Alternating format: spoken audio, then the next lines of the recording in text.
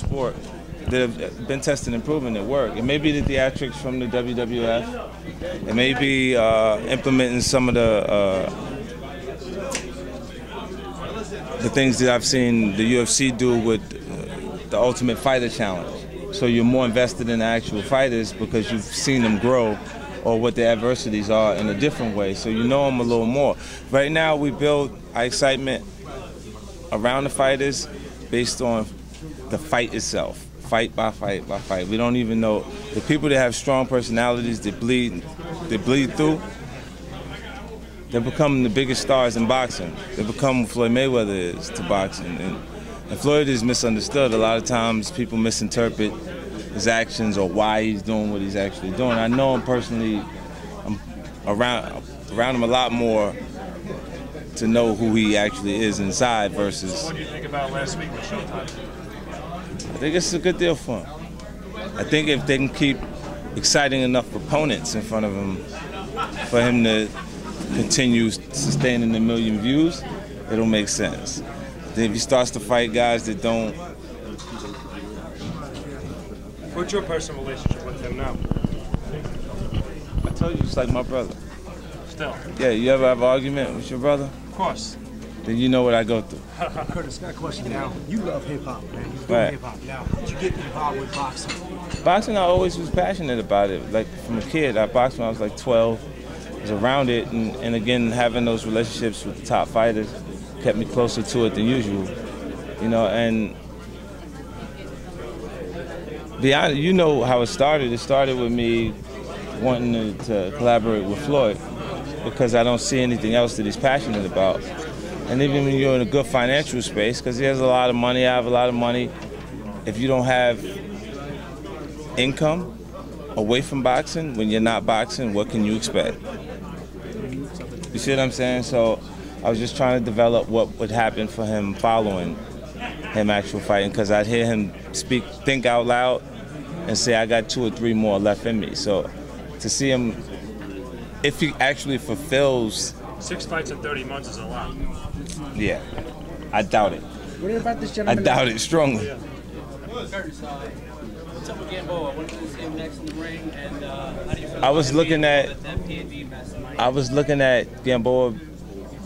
We were entertaining Gamboa versus Bradley, and the issue was the weight, moving him up in weight that fast, and that fell apart. And we started looking at Gamboa versus DeMarco, and Gary came back and felt like DeMarco needed to fight before fighting Gamboa.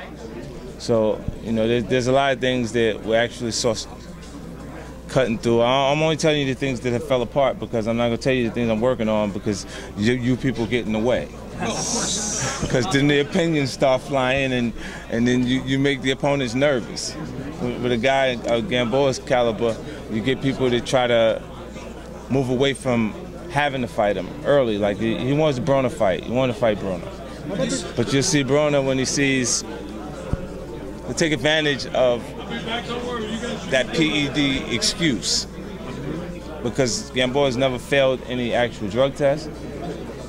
And he's been tested repeatedly in all of his professional bouts. He's a clean fighter to my knowledge. And when these situations happen, you know who Gamboa blames it on? He blames being in that PD actual case on me. He blames it on me because he said people didn't pay as much attention to it as they pay attention to him now. So every little detail, every little thing. You see me be in the daily newspaper because I kissed the photographer, I kissed the journalist. They love you. So it becomes, they forgot that the cars crashed the day before at NASCAR. And the only thing they were covering was 50 Cent gets snubbed by journalists. So, Question for you. From Connecticut myself. Two things I do want to ask you. One, you know you had a passion for boxing. To take on a promotional role while you're still at a performance level, number one, it's got to be one of the hardest professions. You do need long money, which we know you have. But and also, to have it happen in your home state, as of right now where you're residing, what does it mean to you? I mean, it feels great, like to be there because everyone on every platform that means something, media-wise, has embraced me being there. You know, for Hartford, it's been an area that in my early days was one of the biggest places for me to come perform because they are tuned into hip hop culture in a way that a lot of underground love before the music took off. So it's always been a comfortable place for me to actually be. So, what about next question? Next question I want to ask you. You've had the opportunity to walk down the aisle with Mayweather and side by side with him. And I've talked to other hip hop artists too. They say that the walk from the dressing room is similar like to the walk to the stage. Can you tell us a little bit more what it means to you? Like when you're walking out, is there any no, it's far more intense. Walking to the actual ring with Floyd. And when I walk in with the fighters, when you've invested, not financially but emotionally, because you have a relationship with the actual fighter and it's your friend away from that. And then you've seen all the discipline, you've seen all the work that it took to get to this point. You feel like you're getting into a fight. When you start to have butterflies like you're going to fight when he's going to actually fight. Mr. Jackson, you have this gentleman right here. He's a world champion. Tell me, you have a lot of resources at your disposal. You're in movies, your music, radio. What kind of things do you have in plan for Mr. Dib here?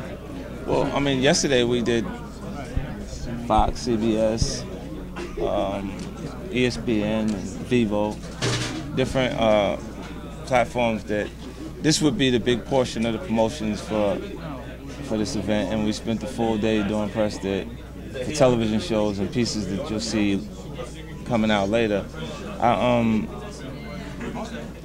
For Billy, I'm really interested in taking Dibs to Dubai because no one's actually marketed the fact that. Tell him, Billy. Well, what people don't understand is that I'm the only Arab boxing world champion since Prince Nassim Hamed in 2001.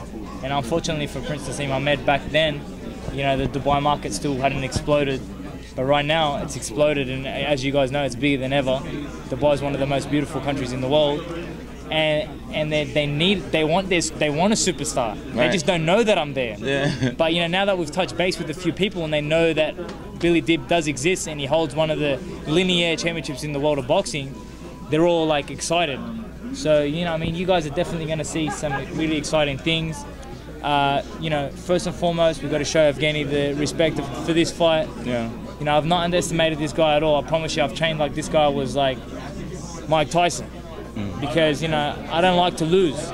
And I know 50 doesn't like to lose either. And when somebody loses, we all lose. And we collaborate. You know, and me, I'm going out to be victorious.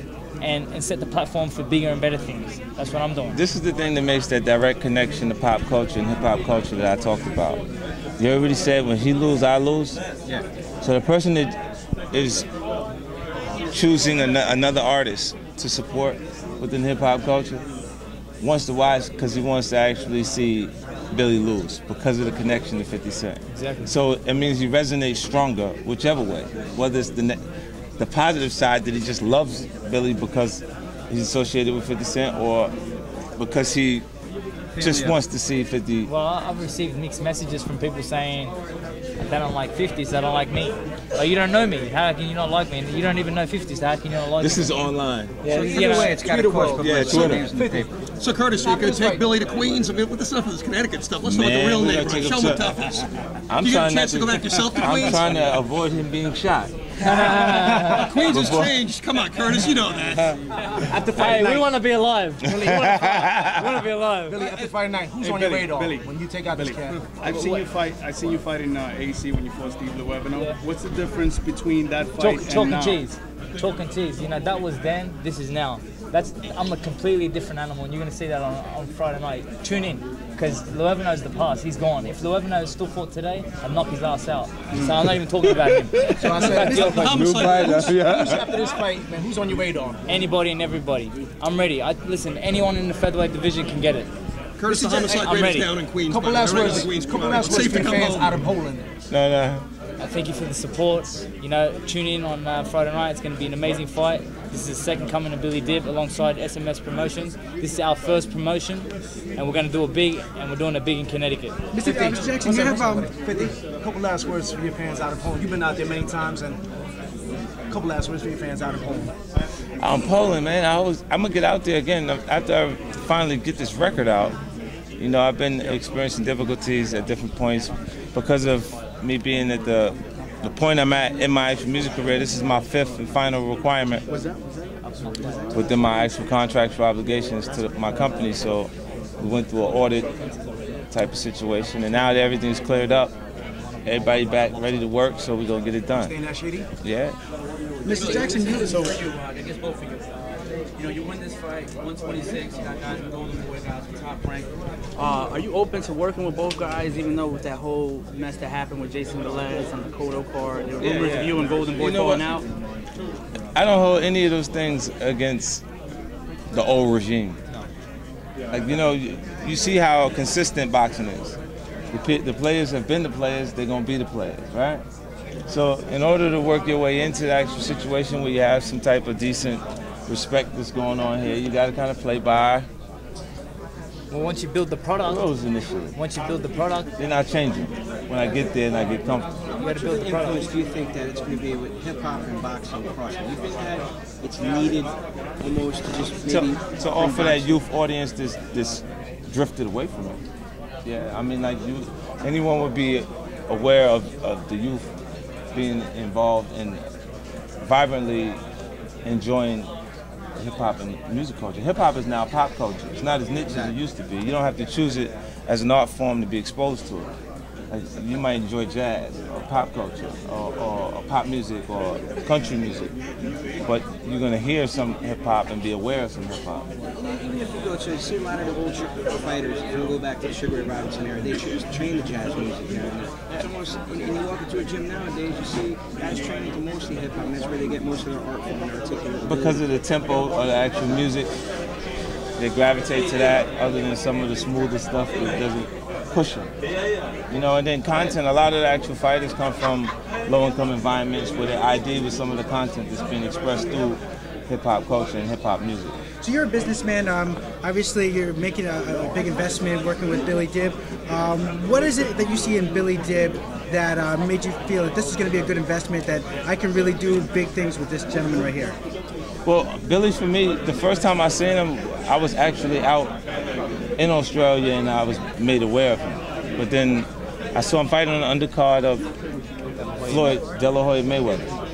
And from there, we actually talked about it because we were actually still in the dressing room, me and Floyd, at that point. And he was like, I like him. You know, when people get upset, they say all kind of things, but it's clear that he actually likes him. Even that there was a point that we were actually discussing moving him from SMS or TMT Promotions to Mayweather Promotions at that point. But it's a mess. How do you clean up the mess in conversation that you know is if you're around boxing enough to actually know what goes on behind the scenes, then you would know it's a mess. And I don't lie when I don't have to. So I won't go further into a situation that's a bad situation. You mentioned About Chris John, you said? Yeah, but we wanted the opportunities to do something with Chris. They actually were interested in fighting in Indonesia? No, Singapore. Singapore, right. They're interested in doing it in Singapore. We're interested in doing it in Dubai, America. We can do it in Australia. Wherever they want to do it, Chris John can get it. I've been chasing the fight for a long time, Fifth. Mm-hmm. You know, I mean, I'm ready for Chris John. Listen, when you're a champion, you want to unify with other champions. You know, I'm no disrespect to the contenders and everything like that, but they can all line up. I'm trying to fight the champions of the world. That's what boxing's about. You know, you win, you lose, well, so be it. At least you gave the fans the right fights. You try to unify the titles. That's the aim. I want to be an undisputed world champion. Now, if you got Chris John and these guys not wanting to fight, then it's not even possible. I got one question for you. You asked me all these questions, right? What allows you? Would you say should allow you to go down in history? Should it be the top fighter that fights the top fighters of his time? True, that's it. Or is it the guy that Makes the most money? maneuvers? The guy that fights the best. Yeah, the guy who fights the Right, best. like, I mean, I'm just trying to figure it out for myself because Fight a lot of top guys. I wasn't specifically talking about Floyd, but you must identify with the ducking and dodging. Excuse me. All I said to you was